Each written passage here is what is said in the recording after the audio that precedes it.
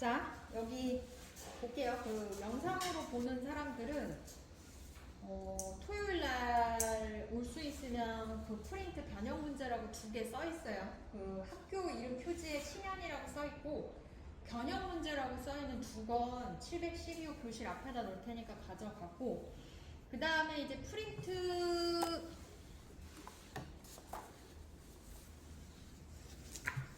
아예 안 가져갔던 사람은 여기 육지문이라고 써서 이렇게 해놨던 거, 요거 아예 안 가져갔을 거야. 요거 가져가시고, 그 다음에 저번에 잠깐 와서 들렸다가 들었던 그 선우하고 민준이는 이 프린트가 아마 추가가 안 됐을 거야. 그래서 요걸 보고 풀어야 돼서 요것도 가져가세요. 그러니까 민준이 거랑 선이 거라고 생각하면 돼. 이거는 나중에 내가 다시 붙여줄게. 그 육지문이라고 써있는 데다 이제 추가된 부분이라서 붙이면 되는 거야. 일단 학교 프린트로는 힘들 거야. 왜냐면 여기에는 이제 문제가 있으니까 문제 보면서 해야 될 거예요. 자, 여기 볼게요. 이게 수특 문제여서 작년 수특 문제 가져와 봤어요. 여기 보자. 작년이 아니라 재작년이죠. 자, 서구는 르네상스를 거치며 자연과 신적 권위로부터 인간 해방을 추구하였다. 다른 말로 표현하면 뭐야? 얘들아, 르네상스를 거치며 자연과 신적 권위로부터 인간 해방을 추구했다는 말이 뭐야? 어떻게, 그러니까 쉬운 말로 하면 어떤 느낌인 거야? 기독교 시대가 끝났다. 아, 그래? 그렇게 봐도 될 것 같아. 그치? 신적 권위. 그렇게 봐도 되고, 인간 해방을 추구했다는 건 인간이 더 중요해졌다지. 그 전까지는 신이 더 중요했다? 신적 권위로부터 인간 해방을 추구했다? 쉬운 말로 계속 바꿔주면서 생각해봐. 인간이 조금 더 중요해졌다. 신보다는. 인간 해방을 목표로 자연에 대한 탐구를 통해 삶에 대한 자원과 재화를 생산하게 된 과학혁명과 사회혁명을 거치면서, 자, 인간 해방을 목표로 인간이 더 중요한 지점에 가기 시작했고요. 그래서 자연에 대한, 주변에 대한 탐구, 그리고 삶에 필요한 자원, 재화. 그러니까 재화는 물건이라고 생각하면 되지. 이런 것들을 많이 만들어내게 된 과학혁명과 산업혁명을 거치면서 근대 문명을 만들어 나갔다. 자, 새로운 어떤 또 하나의 문명을 만들어 나갔죠. 그리고 값싸고 풍부한 원료 공급과 안정적인 시장을 확보하기 위해 비서구 지역에 대한 침략을 자행했다. 누가 자행한 거야? 누가?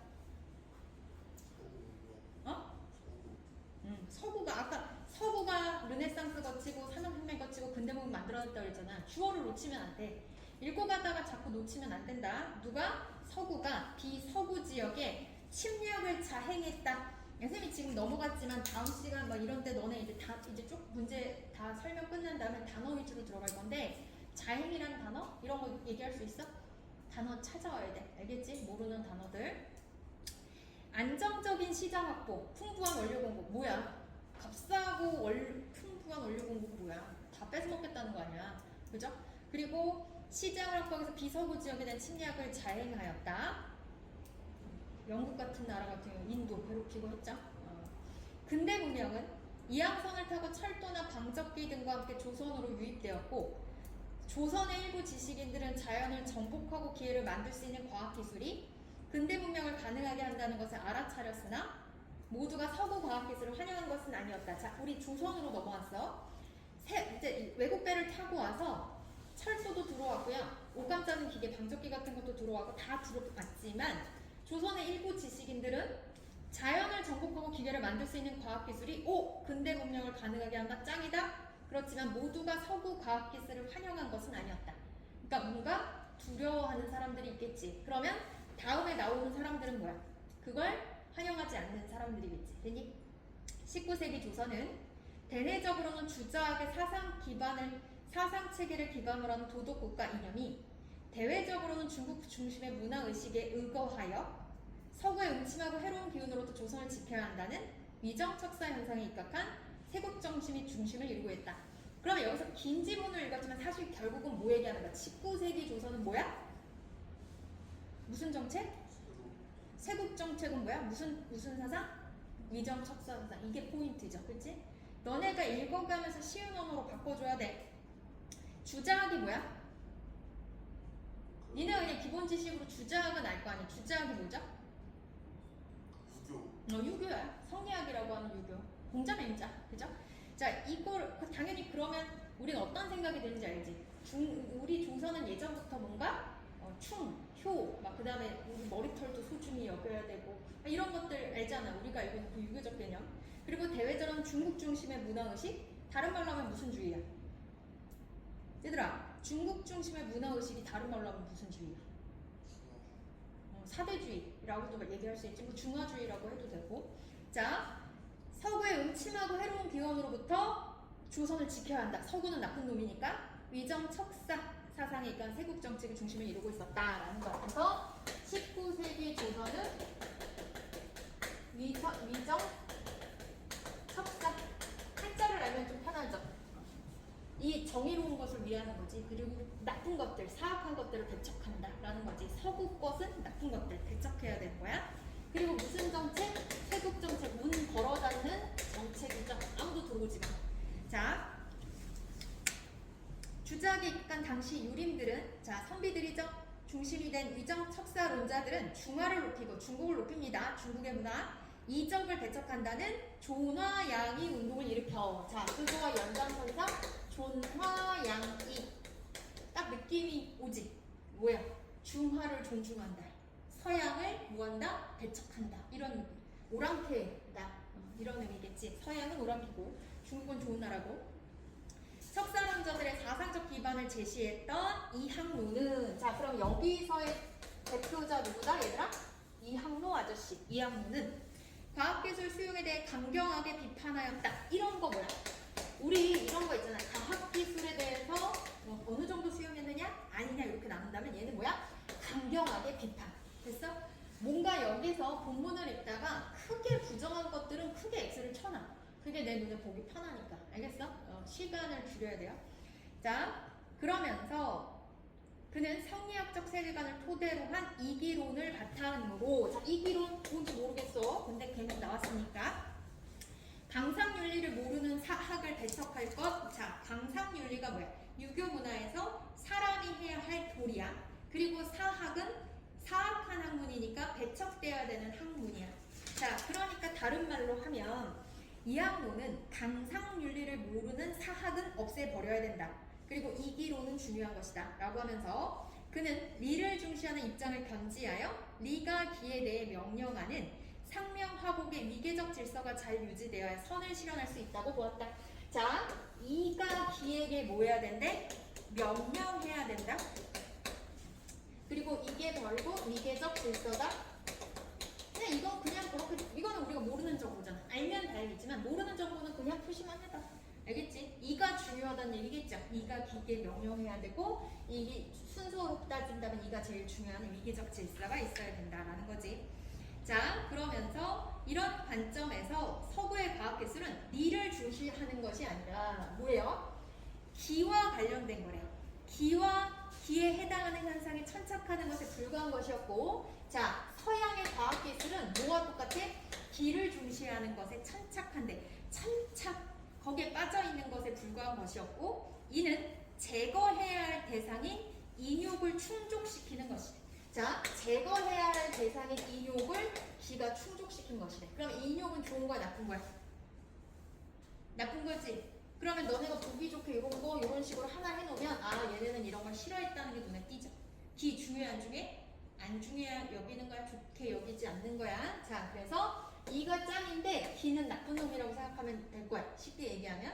근데 서양의 과학기술은 기에 해당하는 거야. 그래서 이가 기에게 명령을 내려야 되는 거야. 자, 그래서 제거해야 될 인욕을 충족시키는 것으로 흐를 위험이 다분했다. 이에 따라 이 학문은 이들과 더불어 화친을 논할 수 있다 없다? 없다. 기 나쁜 놈들인데 인욕, 인간의 욕망이 아닐까 싶어. 그래서 안 나왔지만 인간의 욕망을 충족시키는 과학기술 기는 사실상 어떤 것이다? 다 나쁜 것이다 라고 본 거지. 자, 한편이라고 했어. 현실 문제와 인류가 지향의 올바른 방향을 모색하였던 박은식은, 자, 이제 이학로 씨 나왔으니까 새로운 누구 나왔니 얘들아? 박은식 씨 나왔지. 그러면 분명히 여기에 공통점과 차이점이 있을 거란 얘기야. 자, 박은식은 러시아와 일본을 비롯한 주위 열강들의 한반도 쟁탈전을 더욱 노골화되던 20세기를 세력이 우월한 나라가 열등한 나라의 대포와 거함을 선방으로 삼아 밀어닥치는 시기로 인식하였다. 우리 이거 다른 말로 제국주의라고 하죠. 들어봤지?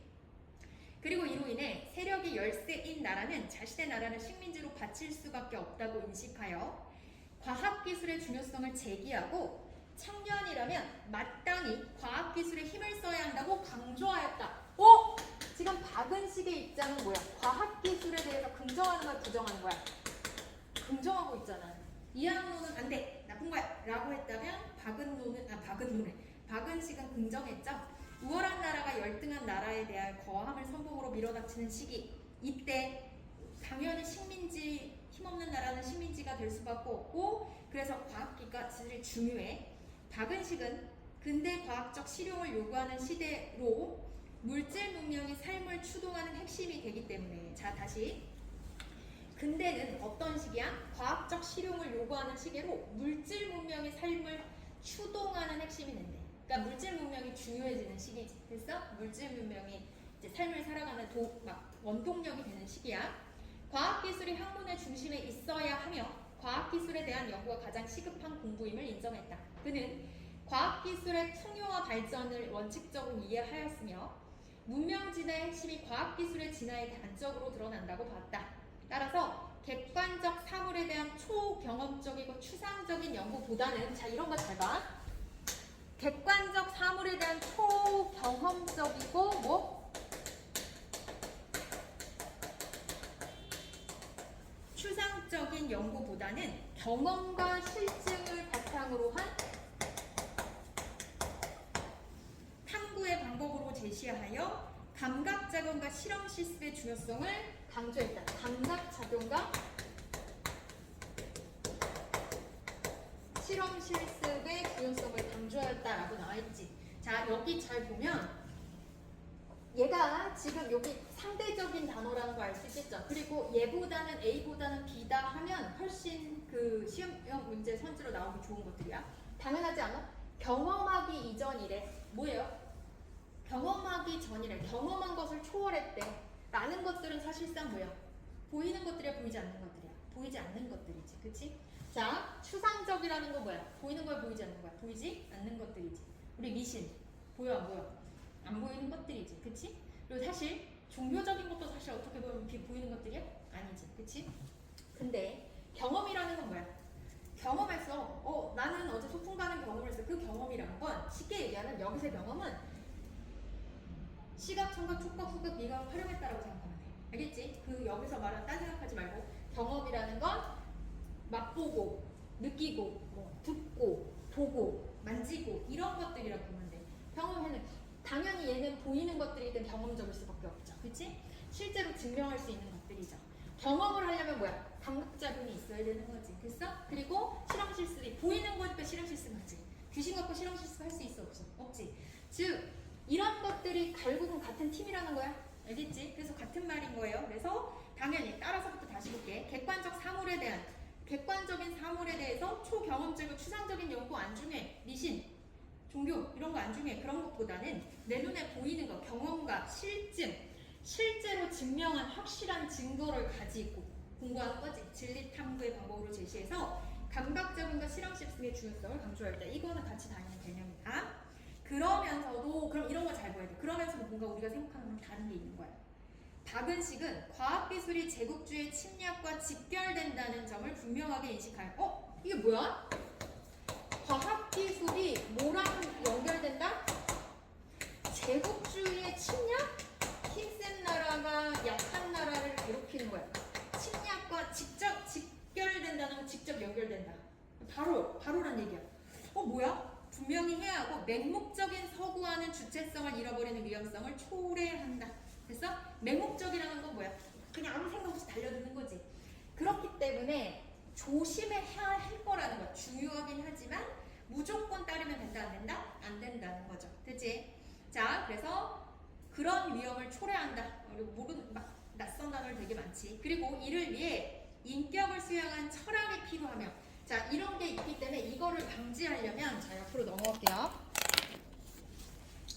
자, 뭐가 필요하다? 인격을 뭐 해야 돼? 수양해야 된다. 이것을 막으려면 인격을 수양해야 된다. 자, 이는 과학기술처럼 서구의 것을 가져와 수용할 것이 아니라 우리에게 있는 것을 중심으로 주체적으로 만들어야 된다고 강조했다. 과학기술은 좋긴 좋은데 무조건 습득하는 것이 아니라 맹목적으로 받아들이는 것이 아니라 주체적으로 가져와라. 박은식은 그 답을 우리 스스로에게서 찾고자 했다. 그가 선택한 것은 주자학이 아니라 그냥 주자학, 아까 성리학, 유교 같은 거라고 보면 돼. 그것이 아니라 뭐예요? 양명학이었다라는 거야. 새로운 개념이 나왔지. 양명학, 새로운 학문이 나왔죠. 양명학이었다. 그는 밀려들어오는 서구의 문명에 대응하기 위해서는 누구나 쉽게 받아들일 수 있는 민중적인 이론 체계가 필요하며 더 이상 공자, 맹자, 충풍하는 더 이상 그런 성리학 주자학이 아니라는 거야. 그게 아니라 민중적인 어떤 체계가 필요해. 그것이 양명학이다.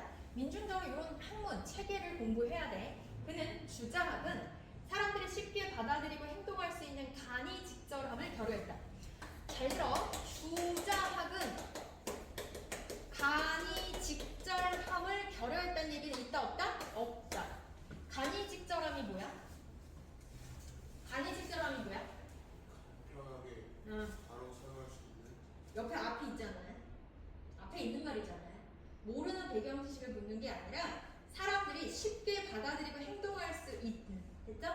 자, 간이직절하는 뭐야? 쉽게 받아들이고 쉽게 뭐 할 수 있는? 행동할 수 있는 간이직절함을 결여했다. 이해돼? 그러니까 성리학은 쉬운 학문이 아니라는 거지. 사람들이 어렵게 느껴지는 학문이라는 얘기지. 그리고 그것을 추구하는 게 쉽다 어렵다? 어렵다라는 거지. 됐지? 그래서 항시 모르는 단어가 나왔다고 겁먹지 말고 분명히 여기 앞에 꾸며주는 말이거나 어떤 설명이 있을 거야. 근데 만약에 설명이 없어? 그러면 그 정도의 배경 지식은 없어도 된다는 뜻이겠지. 그니? 자, 간이직절함을 결여했다. 누구나 쉽게 실천하기 위해서는 어렵고 복잡하지 않아야 돼. 이걸 비판했다는 건 결국은 양명학은 어때야 된다는 거야? 쉬워야 한다는 얘기지. 됐어? 주자학은 이래. 그러면서 자, 그러면 누구나 쉽게 받아들일 수 있게 어렵고 복잡하지 않아야 함을 강조했다. 그가 주목한 것은 누구나 가지고 있는 양지다라고 나와있죠. 양지다? 양지. 그러면 그 양지는 요거 뒷부분이야. 여기 뒤에 찾아보면 인문예술로 빼놔. 뒤에 더 뒤로 가야 돼. 자, 양지는 끊임없이 흐리하면서 자, 여기에 양명학에서 뭘 받아들여야 된다? 양지를 받아들여야 된다. 끊임없이 흐르면서 현실의 문제와 만나고 그런 문제 속에 항상 막히지 않는 아이니라고 생각했다. 이거는 현실 속에서 살아있는 아이래. 그냥 여기서 준 정보대로 막 어렵고 막 효 이런 것들이 아니라 끊임없이 삶에서 어떻게 되는 거야? 현실의 문제와 맞물리고 항상 막히지 않는 그래서 내가 어떤 걸 살아가는 데 있어서 생활하는 데 필요한 요긴한 지식들이라고 생각하면 좀 편하겠지. 내가 살아가는데 물론 이런 성리학적인 질서도 필요하지만 내가 살아가는데 어떤 삶의 지혜도 필요할 거 아니야. 근데 그걸 가져다 주는 게 양지다라는 거야. 양지는 고정된 알미 아니라 그때그때 무엇이 옳고 그른지를 판단하여 현실과 현상에 따라 옳은 일을 추구하는 능력이다. 따라서 과학기술에 대한 수행 역시 양지를 중심으로 한 기준에서 벗어나지 않아야 된다. 자, 현실과 현상에 따라 옳은 일을, 알을 알고 있으면 옳은 일을 추구할 수 있대. 무턱대고 서양의 기술을 받아들이는 게 아니라 옳은 것들을 받아들이겠지. 자, 박은식은 이렇게 양지를 실현한 사람을 어떤 사람이라고 한다? 대인. 대인이 되면 자신의 마음과 모든 사물 및 타자를 하나로 여기는 만물일체의 단계로 이해할 수 있다. 자, 대인이 되면 무슨? 만물일체가 된다. 자신의 마음과 모든 사물, 타자를 하나로 여기는 만물일체. 이것은 궁극적으로 자신의 양지가 타인에까지 미침으로써 도덕성이 타자에까지 발현되는 것이다. 자, 하나의 마음으로 여기기 때문에 내가 아프면 쟤도 아픈 거고 제가 피해 입어서 고통스러우면 나도 고통스럽겠지. 자, 그렇게 서로서로 연결된 거다라고 생각하면 될 거예요. 자, 박은식은 이를 바탕으로 국가와 민족은 물론 인류 전체를 아우르는 대동사회. 자, 그렇게 해서 얘가 꿈꾸는 사회는 무슨 사회다? 대동사회다. 이는 양명학을 중심으로 당대의 문제를 해결하려 했던 시도로 볼 수 있다라고 해서 내용이 사실 조금 나는 개인적으로 좀 사로하는 느낌이 없지 않아 있어. 그런데 그냥 전반적인 흐름을 보면 19세기 조선에 위험 요소들이 등장하기 시작했지. 그러니까 과학기술이라고 하는 그런 것들이 등장하니까 위정 척사파들은 세국 정책을 고수하면서 존화양이 중국은 존중받아 마땅하고 훌륭한 곳이고 서양은 오랑캐다, 배척해야 된다라는 그런 생각이 가득했어. 그 대표적인 자가 누구다? 이항로다라고 했지. 그는 과학기술은 받아들이면 안 되는 것이다 라고 했어. 그러면서 이기론 얘기했던 거 기억나? 이기론은 뭐가 중요하다? 자, 이가 비보다 더 중요한 거고 이가 비한테 명령 내려야 되고 이런 위계적 질서가 있다는 얘기는 이가 짱이라는 거야. 근데 과학기술은 기가 중요하게 만드는 거니까 나쁜 거고 인욕이라는 것은 사람의 욕심인데 이걸 충족시키는 나쁜 거고 라고 해서 과학기술에 대해서 부정적인 입장이야. 그런데 이와 반대로 누구는? 박은식은 과학기술을 긍정했다 라고 이제 얘기를 하는 거죠. 자, 그러면서 초경험지고 추상적인 것보다는 경험적이고 실증적인 감각작용, 실험 실습 이런 것들을 더 긍정하면서 과학기술에 대해서 오케이 했는데 문제는 과학기술은 제국주의의 침략과도 또 직결되어 있는 거긴 해. 그러니까 양면의 칼인 거지. 양면의 칼이래. 양날의 칼인 거지. 그래서 좋은 점도 있지만 우리가 중심을 잡고 받아들이지 않으면 과학기술 좋다고 무조건 받아들이면 결국은 어떻게 돼? 우리가 침략당할 수 있어. 그러면 어떻게 받아들여야 돼? 주체적으로 수용하면서 받아들여야 되는데 그러려면 내가 주자학을 신봉하는 입장보다는 양명학 쪽으로 가서 공부를 하는 사람이 돼야 주체적으로 받아들일 수 있는 능력이 생기는 거야. 그래서 주자학은 어때? 너무 어렵기만 해. 그걸 뭐라 그래? 간이 적절함을 결여했다라고 하지. 간이 휴게소. 그러면 그건 쉽고 간편하다는 뜻이거든. 그러면 쉽게 행동하고 쉽게 받아들일 수 있는 게 바로 유교여야 되는데 유교는 지금 그렇지 못해 처먹은 게 아니라 너무 어려워. 그래서 그 간이적절을 결여한 주자학을 공부하기보다는 양명학이라는 새로운 쉽고 간편한 학문을 가져와서 그러니까 얘가 이제 만든 거겠죠. 우리 사람들은 양지를 키워야 한다. 근데 이 양지는 추상적인 지식이 아니라 내 삶과 관련된 지식이고 옳은 일을 할 수 있게 하는 지식이다. 그리고 그런 것이 잘 발현된 사람이 뭐야? 대인이겠지. 그러면서 이 대인은 자연과 내가 하나가 된 사람이야. 그러니까 뭐 자연 속에서 즐긴다는 게 아니라 저 사람이 아프면 내가 아픔. 그러니까 서로 어때? 연결고리가 있는 사람이겠지. 자, 그러면서 이 사람이 구현하는 세상은 모두가 편안한 대동사회이다 라고 얘기하고 있죠. 자, 그래서 문제를 한번 풀어봤는데 1번에 그럼 가장 적절한 것은 몇 번이다? 지안이는 답 쓰지 말고 집에서 그냥 다시 풀어봐. 답을 알아도 일단 다시 한번 풀어봐. 내가 본 거랑 다른 걸 수 있으니까 또 풀 때는. 그래서 몇 번이다? 이거는 일단 너희가 다 잠깐만 답을 얘기해주면 너 됩니까? 아까 이거 맞았었나? 너희가 한 게 다 맞았어요. 1번은 맞았어. 이건 뭐 어렵지 않죠? 자, 넘어갈게. 2번. 근데 2번은 그냥 같이 해볼게. 일치하지 않는 것은 서구의 근대 문명은 과학혁명과 산업혁명을 거치면서 만들어졌다. 있었어 없었어? 선지 있었지. 자, 19세기 조선은 서구의 음침하고 새로운 기운을 막기 위해 세국 정책을 펼쳤다. 모르겠으면 찾으면 돼. 그지? 아까 두 번째 단락인 거 19세기 있었죠? 자, 3번 조선의 일부 지식인들은 근대 문명을 가능하게 하는 것이 과학기술이라는 것을 알아차렸다라고 했는데 일부 지식인들 일부라고 했어. 1문단쯤에 보면 네 번째 줄에 있어요. 조선의 일부 지식인들은 자연을 정복하고 기계를 만들 수 있는 과학기술이 근대 문명을 가능하게 한다는 것을 알아차렸으나 모두가 그런 것은 아니다 해서 모두가 그런 것은 아니다에 해당하는 이항로가 나온 거지. 됐어? 그리고 우려를 표명했던 박은식은 이제 중간이죠. 나온 거야. 그래서 맞는 선지라는 거. 4번 양지는 현실을 떠나 무엇이 옳고 그른지를 판단하여 그에 맞게 옳은 일을 추구할 수 있는 암이다. 뭐가 잘못했어? 현실을 떠나면 안 된다라고 하지. 현실 속에 적용시킬 수 있는 알미라고 했기 때문에 현실을 떠나만 잘못됐고 다 맞는 말이야. 됐지? 5번 박은식은 객관적 사물에 대한 초경험적이고 추상적인 연구보다는 아까 했잖아. 뭐뭐보다는 하면 이거 그냥 선지로 나올 수밖에 없어. A보다는 B다. 그럼 선지내기 제일 좋은 건 뭐야? B, A보다는 B다 대 B보다는 A다. 이렇게 바꿔놓으면 문제 내기 편하거든. 그래서 그런 거 있으면 그냥 직접적으로 표시해두고 잘 봐야 돼. 그래서 당연히 감각작용, 실험 실습 같은 계열이라고 했지. 그래서 5번은 맞습니다. 자, 기억, 니은에 대한 이해로 적절하지 않은 것은 기억, 니은 뭐야? 기억? 이항로, 니은이 뭐야? 아, 박은식? 그러면은 그냥 봐봐. 이항로. 성리학적 세계관을 토대로 한 이기로들 바탕으로 리를 중시하는 입장을 중시했다. 맞니? 맞아, 아니야? 맞아요. 리가 중요하고 기는 그거에 따르라 라고 했죠. 맞죠? 자, 니은 간이 직절한 양지를 실현하여 인류 전체를 아우를 수 있는 대동사의 지향. 맞아? 간이 직절하다라는 건 간편한 거라고 그랬지. 근데 성리학은 그런 게 없기 때문에 양지는 그게 가능하다라고 한 거기 때문에 맞습니다.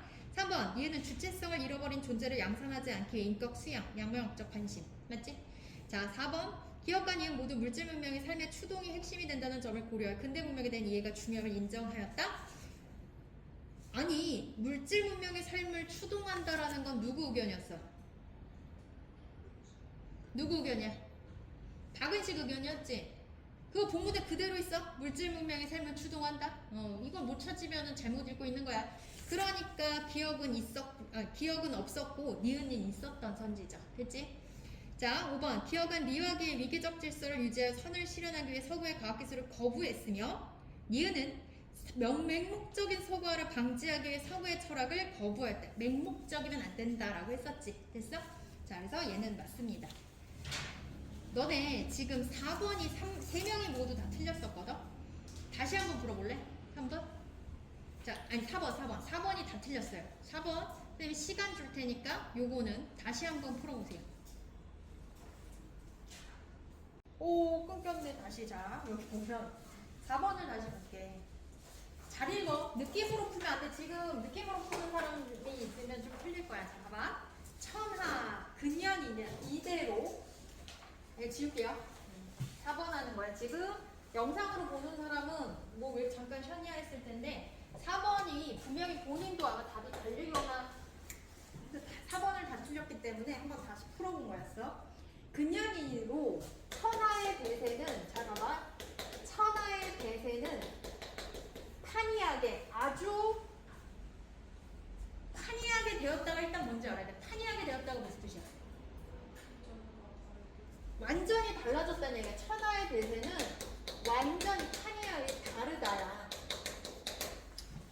영국, 프랑스, 미국, 러시아 같은 구미, 이게 여러 나라죠. 는 정교하고 이로운 기계를 새로 만들고 나라를 부강하게 하는 일에 최선을 다하고 있다. 됐어? 미국, 구미, 어디야? 잘 미안해. 영국, 프랑스, 러시아 같은 데는 아주 지금 나라를 뭐 하려고 한대? 이로운 기계 만들면서 부강하게 하려고 한대. 됐지? 그들이면 누구야? 얘네겠지? 앞에 주어지? 항시 주어 잘 놓치면 안 돼. 잘 못 읽는 사람은 그들이 누구고 지시어를 누군지 몰라서 그래. 화륜선을 타고 지구를 두루 날아다녀 모든 나라와 조약을 체결. 누구? 얘네들이 다른 나라를 돌아다니면서 여러 나라와 조약을 체결하고 군사력으로 서로 견제하고 공법으로 서로 자기 의견만 고집하고 양보하지 않는 것이 마치 춘추 시대의 열국의 세상을 방북해 한다. 됐어? 여러 나라건 체결하고 그러니까 서로 막 나는 절대 자신의 군사력으로 봤을 때 지지 않으려고 하고 그러면서 막강한 힘을 과시해. 그러므로 천하의 홀로 존귀하다는 중화도 평등한 입장에서 조약을 맺고 서양 백척에 엄격했던 일본도 수화 조약을 맺고 통상하고 있으니 해서 중국이란 나라도 이 나라와 뭐에 수교를 맺고 있고 일본이란 나라도 지금 뭐하고 있어? 수요 조약을 맺고 있대. 근데 얘네들이 앞에 꾸며줬던 말을 잘 봐야지. 그냥 읽으면 안 되지. 중국이 어떤 나라래? 스스로 존귀하다라고 아주 고개를 빳빳이 들던 얘도 얘네랑 결국은 수교하게 됐다는 얘기는 뭐야? 고개를 쳐내렸다는 얘기지. 그치? 그리고 일본은 지금 뭐야? 서양 배척이 엄격했대. 그러면 안 만나야지. 근데 그 배척이 엄격했던 얘도 얘네랑 다시 만난다는 얘기는 뭐가 달라졌다는 거야? 그렇게 빳빳하게 고개를 들고 다녔던 쟤네들도 이제 뭐예요? 뭐라 그랬지? 이걸 뭐라 해야 돼? 이걸 뭐라 그래야 돼? 굴복했다라고 해야 되나? 일본이나 중국 이런 애들이 지금 다 굴복했다는 얘기야. 이해돼? 지금 본문 내용이 그거잖아. 천하의 대세는 다르다. 그러면서 설명해주잖아. 얘네가 아주 군사력을 압도적으로 막 다가오면서 막 이렇게 푸시하면서 막 체결하고 조약하니까 그렇게 뻣뻣하던 중국도 고개를 수그리고 일본도 서양 싫어하던 애들 얘네랑 손붙잡았대. 이게 달라졌다는 얘기야. 그럼 그 전에는 빳빳했고 그 다음에 절대 서양 안 받아들였다는 일본이었다는 얘기지. 이해돼? 무슨 말인지? 자, 봐봐. 그래서 어찌 까닭없이 그렇게 하는 것이냐. 참으로 현상이 부득이하기 때문이다. 얘가 그 이유를 냈어. 부득이하다는 얘기는 어쩔 수 없기 때문이다야. 이해돼? 그러면 지금 1번부터 봐봐. 정교하게 이루은 기계를 새로 만드는 것에 이학노의 입장에서는 현상에 참석하여 인욕을 충족시키는 행위로 비판할 수 있어 없어? 과학기술을 발달시키는 걸 이학노는 싫어하잖아. 그러니까 맞지? 2번. 천하의 대세가 옛날과 판이하게 되었다는 인식에 대해 이학노의 입장에서는 강상윤리를 모르는 사학을 배척한 결과야? 사학을 배척했으면 어때야 돼? 아무것도 받아들이지 않아야 되지. 근데 지금의 천하의 대세는 어떻게 된 거야? 다 모았는데 이 대세는 지금 다 수용하고 있는 건데 이게 어떻게 배척한 거야? 다 수용하고 쭈구리 된 그렇게 쭈구리 됐어 지금. 지금 일본이나 중국이 지금 쭈구리 된 상황이 천하의 대세야. 알겠어? 예전과 달라졌다는 건 그게 달라졌다는 건데 지금 이 본문 내용으로 보면 마치 뭐라고 얘기한 것 같아? 천하의 대세가 달라진 건 이학노가 사학을 배척했기 때문이 아니라 배척을 했으면 이런 일이 일어나면 안 되는 거지. 됐지? 그래서 답이 2번이었던 거야. 3번 구미. 그럼 3번이라고 했던 사람들도 보자. 구미 여러 나라가 지구를 두루 돌아다니며 모든 나라와 조약을 체결하는 정세로부터 위정 척사론들의 입장에서는 조선을 지켜야 한다는 생각을 할 수 있겠군. 다시 구미 여러 나라가 지구를 돌아다니는 여러 나라들과 지금 막 조약을 체결하는 정세로부터 위정 척사론들의 입장에서는 조선을 지켜야 한다는 생각을 해 안 해? 하겠어 안 하겠어? 지금 막 얘네들이 조약을 맺는다는 건 얘네들이 자꾸 들어온다는 얘기잖아. 그럼 당연히 위정 척사는 싫어하겠지. 그러니까 맞는 선지지. 됐니? 자, 4번. 나라를 부강하게 하는 일은 최선을 다하고 군사력으로 서로 견제하는 상황으로부터 박은식의 입장에서는 과학기술의 중요성을 인식하여 과학기술에 힘써야 한다는 생각을 할 수 있다. 맞지? 군사력으로 견제하는 상황으로부터 박은식은 더더욱 과학기술을 인식했고 그 다음에 과학기술에 힘써야 한다는 생각을 할 수 있겠군요. 가능성이 있어 없어? 일단 긍정하는 입장이니까 가능성이 있죠. 자, 5번. 중화도 평등한 입장에서 조약을 맺고 일본도 수호조약을 맺고 통상하고 있는 형편을 박은식 입장에서는 어떻게 보겠어? 우월한 나라가 열등한 나라를 무력으로 밀어붙이는 현상으로 파악할 수 있어 없어? 있지. 왜? 잘못하면 제국주의로 변질될 수 있다라고 했어 없다라고 했어? 될 수도 있다라고 했지. 제국주의의 다른 말이 강한 나라가 약한 나라를 침범한다는 거니까. 맞는 선지. 이해됐니? 자, 5번은 이것도 틀리면 안 돼. 이것도 틀리는 경우가 있지. 자, 틀린 사람들 있지. 몇 번이야? A가 뭐야? 잠깐만. 어디 벗어나가 있지? 이 한 기준에서 벗어나면 안 된다. 요 기준에서 벗어나면 안 된다지. 몇 번이야? 자, 윗사람의 눈에 벗어났다는 건 남의 눈에 들지 않았다는 얘기야. 기준이 아니라. 2번. 자꾸 주제를 벗어났다는 얘기는 이야기 흐름에 벗어났다는 얘기죠. 그 다음에 3번. 예의에 벗어났다. 기준에 벗어났다. 어떤 틀이 있는데 그걸 넘어선 거니까 3번이 답이죠. 바쁜 일과에서 벗어났다는 얘기는 그 맡은 일에서 벗어났다는 얘기고, 감시가 심해 나는 감히 대열에서 벗어났다는 얘기는 그 집단에서 빠져나왔다는 뜻이죠. 그래서 문맥으로 보시면 될 것 같아요. 이건 3번입니다. 여기 거기 볼게요. 이제 그 사회문화 10이라고 돼 있어서 노동 공급의 임금 탄력성. 요거 나온 부분일 거야. 요거. 자, 노동 공급의 임금 탄력성은 노동 공급량의 변화율을 임금의 변화율로 나누는 것이 보통이다. 임금이 얼마나 탄력적이냐는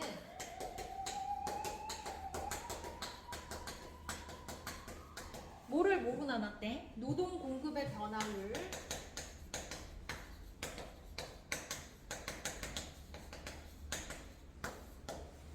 임금의 변화율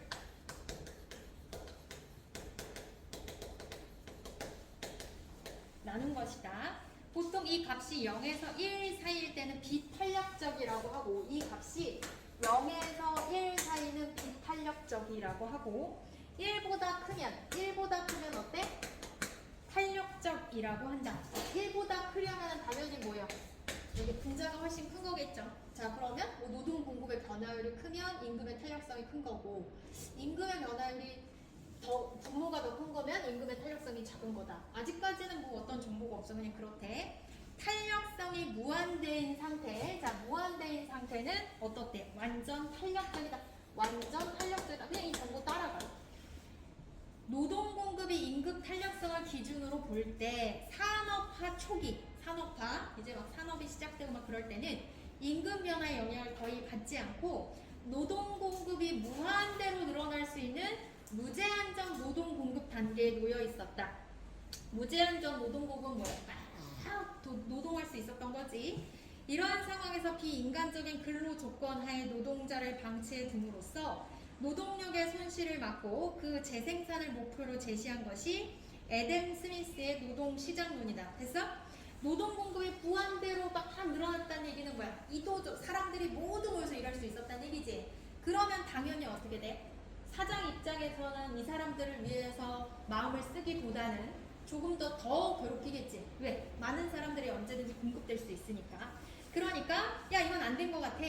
노동자를 방치한다는 거는 간섭하지 않고 냅둔다는 거거든. 그렇게 하면 그러면 어떻게 돼? 노동력에 여러 가지 손실이 생기겠지. 그래서 그걸 막고 다시 그 재생산, 다시 더 다른 것들을 생산할 수 있는 것을 목표로 제시한 것이 애덤 스미스의 노동시장론이다. 그럼 이제 애덤 스미스를 한번 볼게. 애덤 스미스를 국가 권력의 간섭을 최소한으로 제한하고 사유재산과 기업의 자유를 옹호하는 자유방임론자라고는 하나 그는 결코 당대의 현실을 그대로 받아들이고 무조건 이를 찬미하는 소극적 방임론자는 아니었다라고 했어. 자, 애덤 스미스에 대해서 저 사람은 방임론자라고 하나 얘는 뭐야? 소극적 자유방임론자는 뭐였대? 아니었다라고 하잖아. 아니었대. 자, 그러면서 계속 볼게요. 공정한 질서가 없는 상태에서는 아무도 자유로울 수 없기 때문이다. 그는 공정한 사회 질서의 내용으로 독점의 철폐와 경쟁의 확립을 들었다. 그는 현실을 그대로 두면 독점과 노사 간 구성력의 차이 등이 발생할 수 있음을 항상 경계하였고, 자, 공정한 사회 질서 내용으로 독점의 철폐. 뭔지 알겠지? 독점. 내가 혼자 막 경영하는 거야. 그리고 경쟁의 확립을 들었다. 왜냐면 경쟁이 돼야 노동자들도 서로 회사끼리 경쟁이 돼야 노동자들도 처우도 어떻게 개선이 되겠지. 어느 한 사람만 주인이 되면 안 되고 여러 사람들이 서로 경쟁해야 좋은 내가 운영하면서 사람들이 노동이 공급됐을 때 그 사람들이 잘 대해줄 수 있어. 그는 현실을 그대로 두면 독점과 노사 간 구성력의 차이 등이 발생할 수 있음을 항상 경계하였고 안 된다는 거죠. 독점을 줄이고 노사 간 구성력을 균등하게 하여 이 말이 뭔지 알아요? 노사 간 균등이 뭐야? 노동자와 사장이라고 생각하면 돼. 그러니까 주인하고 일하는 사람들 사이에 구성력, 서로 토론하는 데 있어서 균등해야 되지. 한쪽이 비굴해지면 안 돼. 안 되겠죠? 그래서 구성력을 균등하게 하여 경쟁적 시장 조건, 즉 자유방임 정책이 성공할 수 있는 조건을 만들 것을 강조하였다. 되니? 애덤 스미스는 이러한 조건의 성립을 전제로 능동적이고 적극적인 자유방임을 주장하였다. 되니? 자, 얘는요, 능동적이고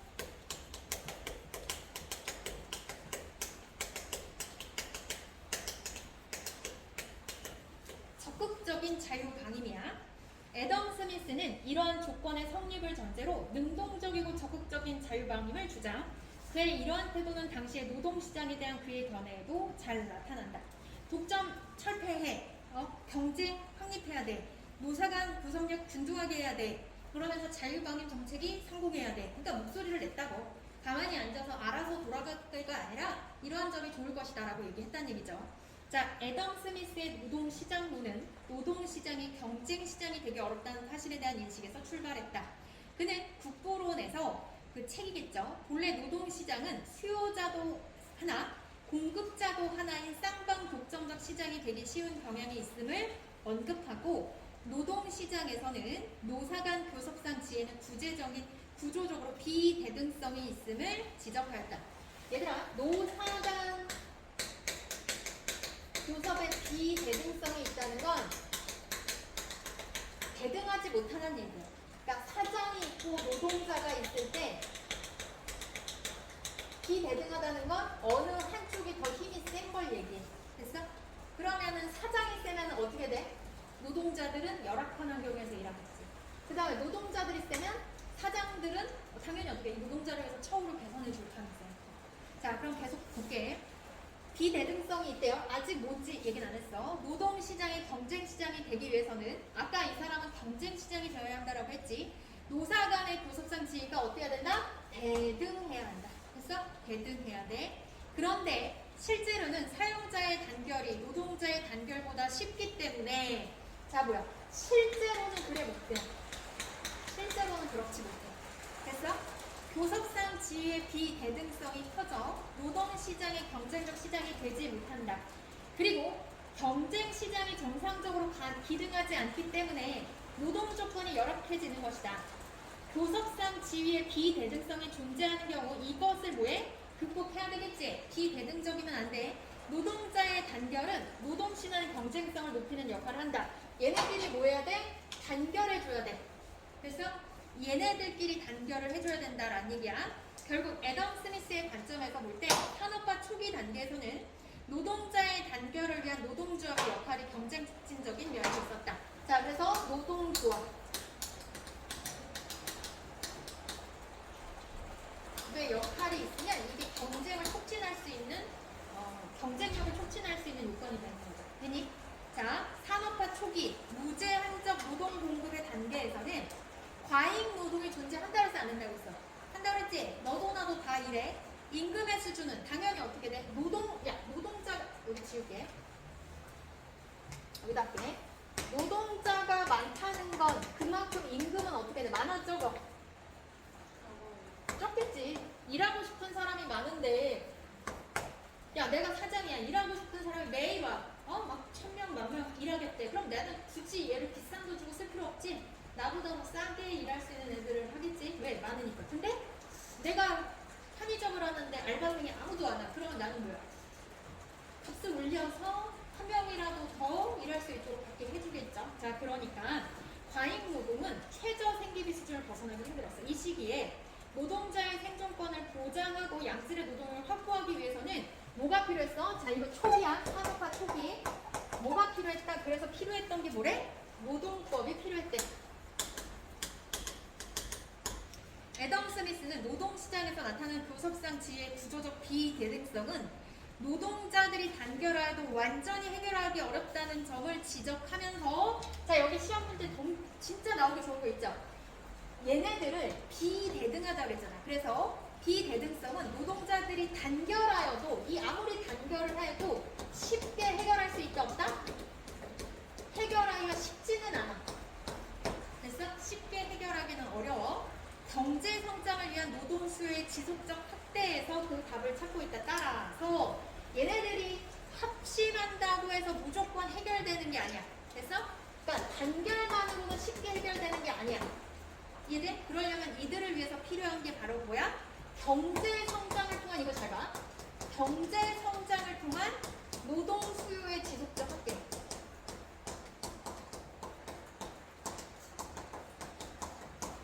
이게 경제가 성장이 되면서 수요가 지속적으로 늘려나가는 게 훨씬 더 좋다는 얘기죠.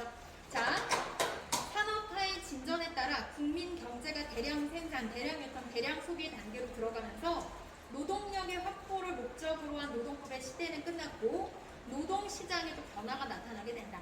산업 생산에 비해 노동 공급이 제한적이기 때문에 노동시장의 여건이 사용자에게 노동자들은 유리하게 작용하지는 않게 된 사회가 이제 됐어.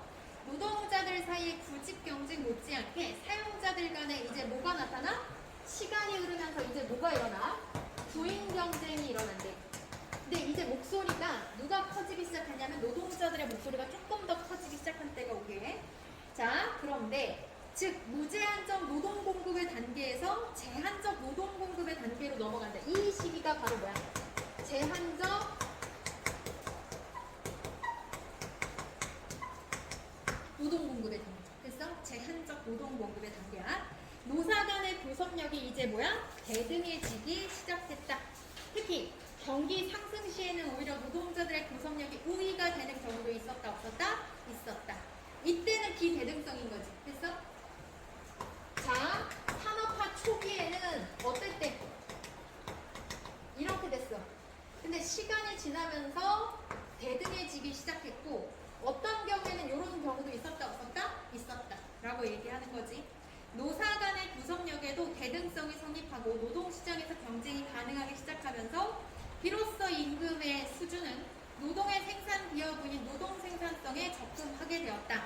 얘들아, 노동 생산 기여분인 노동 생산성에 접근했다는 얘기는 일한 만큼 가져갈 수 있게 되었다라는 똑같은 말이야. 이해돼? 다시 노동 생산 적어놔. 이건 나중에 까먹어. 노동 생산성의 자 거기 임금의 수준은 노동의 생산 기여분인 노동 생산성에 접근하게 되었다.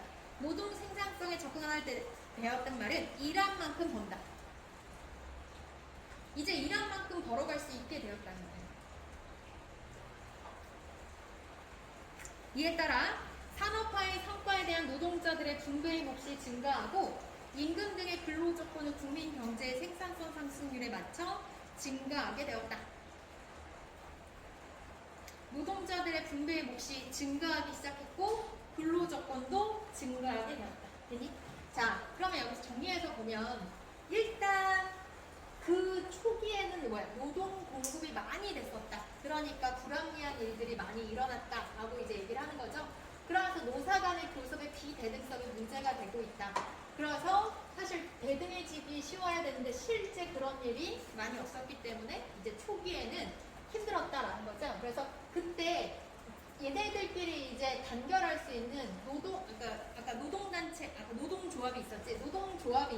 노동조합의 역할이 얘네들의 단결을 가져왔고 노동자의 단결을 위해서 했던 것이 경쟁을 촉진할 수 있는 긍정적인 면이 있었다. 그래서 노동조합의 역할 긍정적. 그리고 산업화 초기에 노동법도 지금 긍정적인 역할을 할 수 있었어. 그래서 이런 것들은 좀 좋은 것들이고, 그런데 이제 구조적 비대등성은 쉽게 사라지는 것은 완전히 해결되는 것은 쉽지가 않다라고 이제 얘기를 하고 있죠. 자, 그러면서 해답은 뭐야? 산업화가 진전됨에 따라서 미안해. 거기서 보면 안 되구나. 경제 성장을 위한 노동 수요의 지속적 확대에서 그 답을 찾고 있다. 이게 중요하다는 얘기지. 점점 경제가 성장하면서 노동 수요가 필요로 해지는 거지. 나는 노동자가 필요해.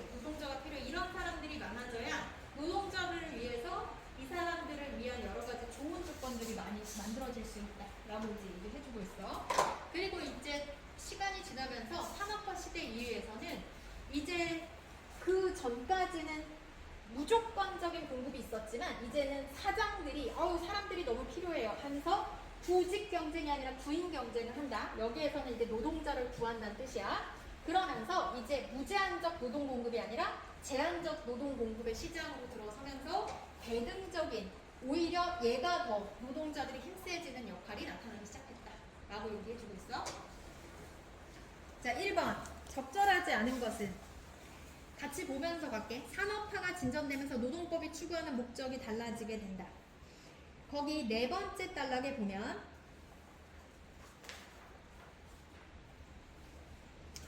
네 번째 단락의 두 번째 줄에 보면 이 시기에 노동자의 생존권을 보장하고 양질의 노동력이 확보하게 되면서 노동법이 필요했다라고 얘기했지. 됐어? 그래서 결국은 얘네들은 노동자의 생존권 보장 그리고 양질의 노동력 확보가 노동법의 필요 요건이었다라고 보면 돼. 산업화 초기의 노동시장은 무제한적 노동 공급의 단계에 해당한다. 맞죠? 3번 경기 상승으로 인해서 노동력이 부족한 시기에는 노사 간 교섭력의 비대등성이 해결된다. 경기 상승으로 인해 노동력이 부족한 시기에 노사 간 교섭력의 비대등성이 해결된다. 맞아? 아니에요. 자, 아까 그러지 않았어? 완전히 해결할 수 있다 없다? 없다라고 했었던 부분도 있었고, 그 다음에 미안해. 여기 봐봐. 내가 잘못 읽었어. 여기 니은 봐봐. 제한적 노동 공급의 단계로 넘어감으로써 이게 지금 뭐야? 시간이 좀 지났어. 노사 간의 교섭력이 대등해지기 시작했다. 특히 거기 발표 쳐놔. 경기 상승 시에는 오히려 노동자들의 교섭력이 우위가 되기도 했다. 3번의 문제가 뭐야? 경기 상승으로 인해 노동력이 부족한 시기에는 노사 간 교섭력의 비대등성이 해결되는 게 아니라 오히려 경기 상승 시에서는 노동자들의 교섭력이 우위가 되기도 했던 거지. 됐어? 그럼 누가 짱이 돼버린 거야? 노동자가 짱이 된 거지. 그러니까 딴 생각하지 말고 비대등성은 남아있는 거지. 됐니? 4번 애덤 스미스는 경쟁적 시장 조건의 성립을 전제로 능동적이고 적극적인 자유방인, 아까 적극적이고 자유방인 있었지? 자, 5번 임금의 상승 정도에 비해 노동 공급량의 상승 정도가 적은 경우, 임금의 상승 정도에 비해 노동 공급량의 상승 정도가 적은 경우 노동 공급의 임금 탄력성이 비탄력적이라고 한다. 이게 무슨 말이야? 임금의 상승 정도에 비해, 그치? 노동 공급량의 상승 정도가 적은 경우, 그러니까 훨씬 더 적은 거지. 노동 공급의 임금 탄력성은, 그러면 얘가 훨씬 더 크고 얘가 더 적은 거잖아.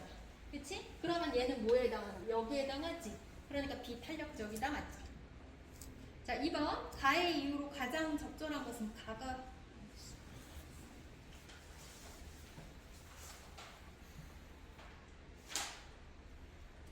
가의 이유로, 자, 노동조합의 역할이 경쟁 촉진적인 면이 있었다. 왜 그럴까? 뭐야? 5번 보세요.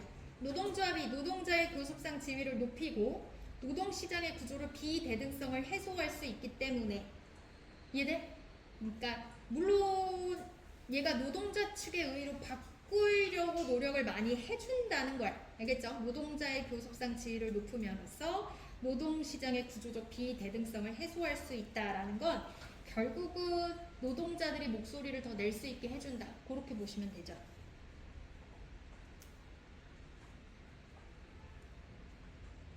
자, 그 다음에 3번 기업과 니은에 대한 설명으로 적절한 것은, 기억이 뭐야?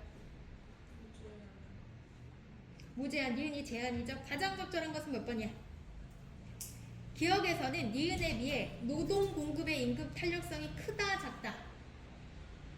아니 무제한적으로 공급된대. 그러면 공급이 막 큰데, 됐어? 얘는 돈 잘 안 올려도 그럼 임금의 탄력성이 뭐야? 어마무시하게 크겠지? 됐어? 그러니까 1번이 맞죠. 3번은 막 눈에 걸리죠. 임금 상승으로 인해 생산화율이 개선돼? 아니라고 그랬지. 오히려 더 어때? 노동자들이 많이 터지기 때문에, 많아 터지기 때문에 노동자들이 더 불리하죠. 자, 넘어갈게요. 4번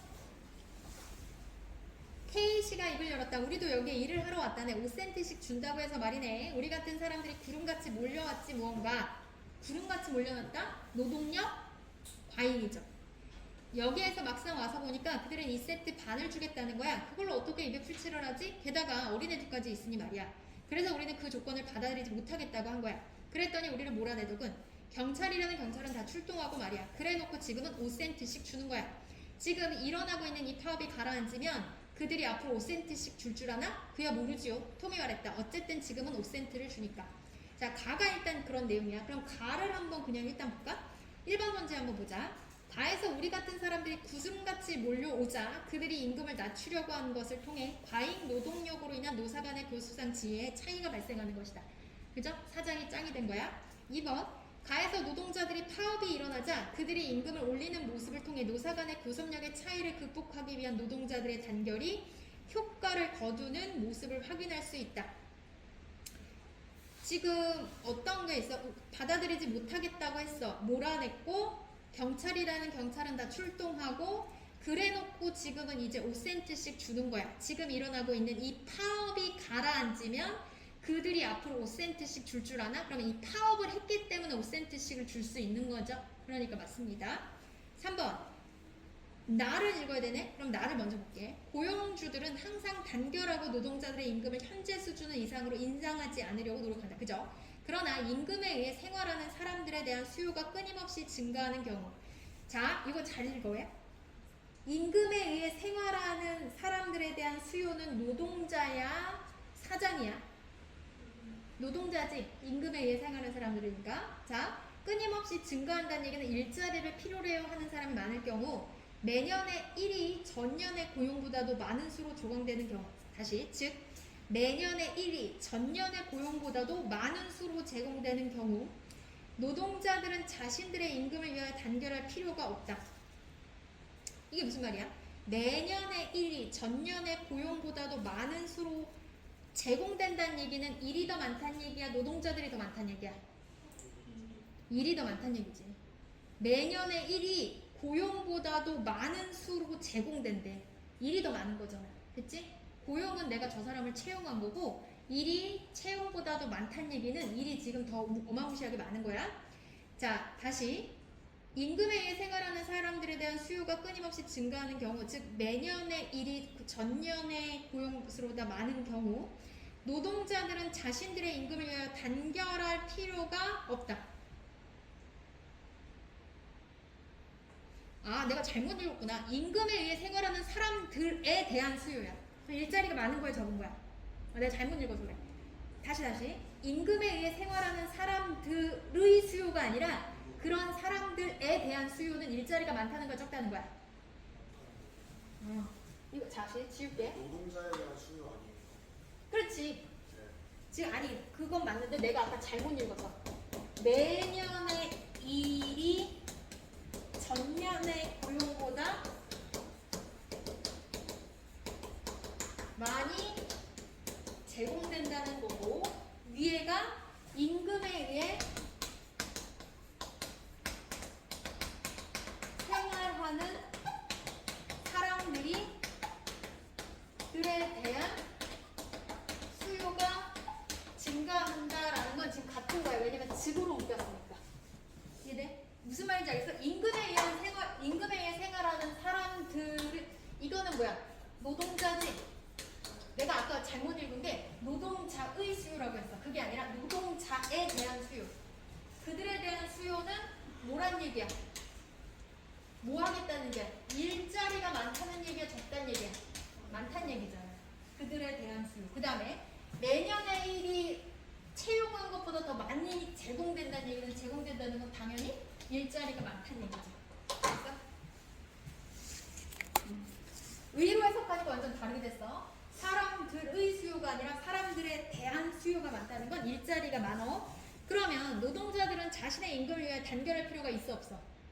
없지. 일자리가 많은데 뭘 단결해. 일자리가 터지고 없어야 이들끼리 뭔가 열악한 환경에서 단결할 거 아니야. 왜? 부르는 게 값이야. 그럼 이 사람들 노동자들의 페이가 세질 거란 말이야. 그래서 단결할 필요가 없어.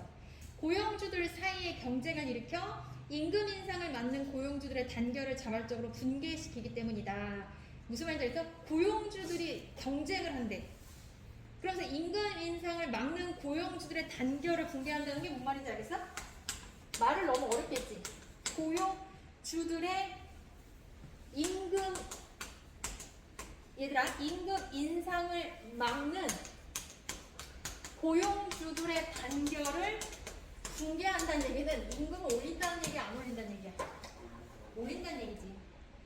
글 잘 읽어. 이런 것도 대충 읽으면 안 돼.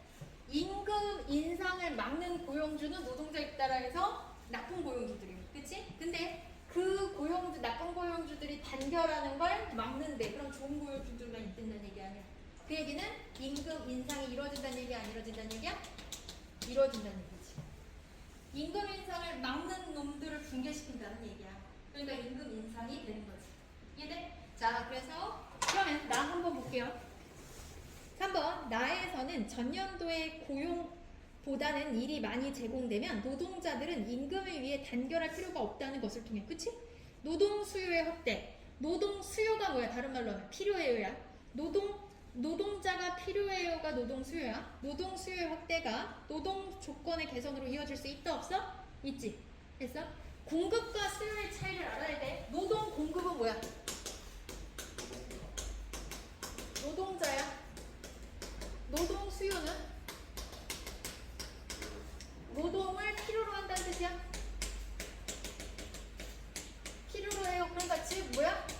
사장들이지. 사장들의 힘. 노동 수요가 많다는 건 사장들이 많다는 얘기. 쉽게 얘기하면. 그러니까 잘못 말했어. 사장들이 많다라고 하면 안 되고 일거리가 많다. 이렇게 해야 되지. 그렇지? 일거리가 많은 거야. 노동 공급은 노동자고야. 노동 수요는 일거리야. 그래서 노동 수요가 많다는 건 일거리가 뭐 한다는 얘기야? 많다야. 다시 노동 수요, 노동 필요로 해요. 일거리야, 일거리. 자, 그러면 노동 일거리가 많다는 건 노동 조건의 개선으로 이어져 안 이어져? 이어질 수밖에 없는 거죠. 4번 나에서 고용주들 사이 경쟁이 일어나면 고용주들이 단결이 자발적으로 붕괴된다는 것을 통해 고용주들의 단결은 지속되지 못하기 때문에 노동조합이 필요하지 않게 된다고 보고 있다. 이게 무슨 말이야? 말이 돼? 고용주들 사이의 경쟁이 일어나면 고용주들의 단결이 자발적으로 붕괴된다는 것을 통해서 고용주들 사이의 경쟁을 일으켜서 아까 뭐 한다고 그래서 임금 인상을 맞는 고용주들의 단결을 자발적으로 붕괴시킨다라고 했지. 그래서 돈이 오른다는 얘기잖아. 돈이 오른다는 얘기를 하는 거지. 일이 많아진다는 것 때문에 일이 많아지기 때문에 이들이 서로 뭐 해주는 거야? 경쟁을 하게 되는 거야. 이해돼? 그러면서 임금 상승을 하려는 임금 상승을 막는 것에 대한 붕괴가 일어난다고 한 거거든? 고용주들의 단결이 지속되지 못해서가 아니라 일거리가 많아지기 때문에 이 일은 안 된다는 거야. 일거리가 많아지기 때문에. 되니? 자, 그래서 답은 4번이고요. 고용주들의 단결은 왜 지속되지 못하기 때문에 이 때문에가 잘못됐다고. 무슨 말인지 알겠어? 고용주 너가 맞춰봐. 고용주들 사이에 경쟁이 일어났지. 왜 일어나? 일거리 많이 주려고. 됐어? 그러면 고용주들의 단결이 자발적으로 붕괴돼. 아까 그 고용주들 돈 안 올려주려는 사람들의 단결이 붕괴된다라고 했어 안 했어? 했지? 그러면 그 이유는 결국은 뭐 때문인 거야? 일거리가 많아졌기 때문이잖아. 나는 쟤한테 일을 줘야 되는데 고용주들의 단결을 지속되지 못하는 게 맞잖아. 아니지. 아니지. 고용주들의 단결이 지속되지 못하기 때문이가 아니라 일거리가 많아졌기 때문이지. 노동조합이 필요하지 않고. 노동조합이 필요하지 않게 됐다는 건 잘못된 거고 이미. 아니 근데 자발적으로 붕괴되는 것 자체가 고용주들의 단결이 지속되지 못한 거잖아요. 그들이 지속되지 못해서가 아니라 지속되지 못하게 만드는 게 결국은 뭐야? 자, 봐봐. 다시. 얘가 지속이 안 돼서 붕괴가 일으킨 거야? 그거는 네가 그 안에 확대 해석한 걸 집어넣은 거야. 자, 봐봐. 얘네들이 임금이 무슨 일이야? 막 경쟁을 아니 근데 고용주들의 단결을 지속되지 못하기 때문에 노동조합이 필요하지 않게 된다는 것을 본다는 거는 이것도 잘못됐고. 그러니까 그것 때문에 그 지속되지 못하기 때문에 자발적으로 붕괴된다는 것이 아니라고. 그러니까요. 그게 문제가 아니라 그냥 고용주들의 단결은 지속되지 못하기 때문에 노동조합이 필요하지 않게 된다고 보고 있군. 많이 잘못된 거 아니에요? 고용주들의 단결은 지속되지 못하기 때문에 노동조합이 필요하지 않게 됐다는 것도 잘못이고, 그지? 아까 지금 자 고용주들의 사이에 경쟁이 일어나면 고용주들의 단결이 자발적으로 붕괴된다는 것을 통해 우리는 뭐라는 걸 알 수 있냐? 그 원인은 뭐냐고? 그러니까 이게 원인을 말하는 게 아니잖아요. 때문에. 아니 잠깐만. 원인은 일거리가 많아들었기 때문이다 하면 맞는 선지가 된다고. 아니죠. 그것 때문에 노동조합이 필요하지 않게 된다고 보는 거죠. 그것도 틀린 거죠. 아니 너 어떻게 얘기하는 거야? 내가 두 개가 다 잘못됐다 그랬잖아. 아니 이런 그러니까 거 선생님이 그걸 자. 바꿔버리면 맞는 선지가 된다고 하셨잖아요. 내가 언제 아니 너 지금 잘못 이해하지 말고 말 똑바로 해. 왜 말투가 왜 그래? 따지려고 들은 게 아니잖아. 얘기하는 거잖아 지금. 아니 저는 뭐 얘기하는 거죠. 자, 여기서 이거하고 이거가 지금 뭐예요? 고용주들의 단결은 지속되지 못하기 때문에 노동조합이 필요하지 않게 된다. 이거 맞아 안 맞아? 맞죠. 이게 노동자들의 단결 때 노동조합이 필요하지 않게 된다. 그건 틀렸어. 이거 아니라고. 그치? 자, 첫 번째 이거 아니고, 두 번째, 얘네들이 지금 뭐 한 거야? 고용주들의 단결이 자발적으로 붕괴된다는 것을 통해 우리는 무엇이 뭐 때문에 일어난다? 결국은 임금이 오르기 때문에 아닌 것이다. 난 그 얘기를 한 거라고. 근데 너 의견은 뭐야, 그럼? 아니 그러니까 그 선생님이 고용주들은 단결이 지속되지 못하기 때문에가 이 때문에가 그 첫 번째 문장에서 나에서 고용주들 사이에 경쟁이 일어나면 고용주의 단결이 자발적으로 붕괴된다는 것을 통해 여기에 대한 때문에라고 하는 걸 알았어요.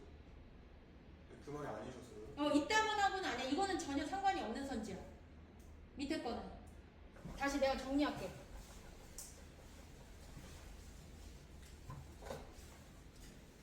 고용이 원래 맞는 선지는 자발적으로 붕괴된다는 것을 통해